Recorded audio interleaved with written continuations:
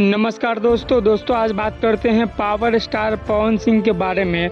लेकिन दोस्तों power star Pawan Singh के बारे में आज ऐसा बात बोलेंगे कि अगर आप पावर स्टार पवन सिंह का फैन होइएगा तो आपको गुस्सा भी आ सकता है। लेकिन दोस्तों यह बात बिल्कुल सही है।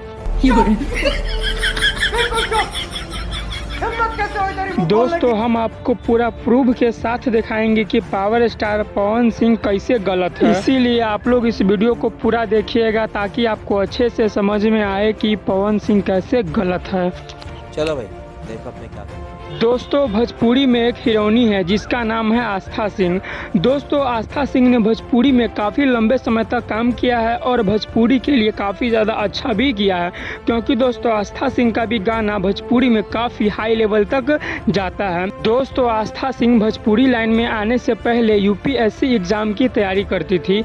उस दौरान पवन सिंह ने उनको बोला कि आप भी आ जाइए भोजपुरी के क्षेत्र में और हम आपको अच्छा और बहुत गाना देंगे।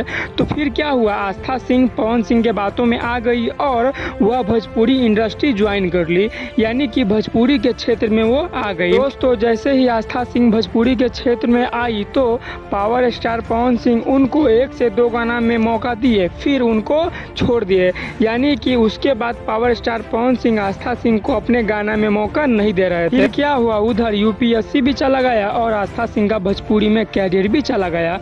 फिलहाल दोस्तों आस्था सिंह छोटे बड़े कलाकारों के साथ गाना निकाल रहे हैं और भोजपुरी में जैसे तैसे जिंदगी गुजार रहे हैं। आस्था सिंह का बताएं, यूपीएससी का एग्जाम छोड़वा के पवन सिंह उसको अपने पास बुलाए, एक गाना में काम दिए और उसके बाद यूपीएससी का पढ़ाई खत्म हो गया, ब्याह करना पड़ा। पवन सिंह फोन भी नहीं उठाते हैं। जब तक आप सजिएगा तब तक आप बजिएगा, उसके बाद आपको कोई नहीं पूछेगा।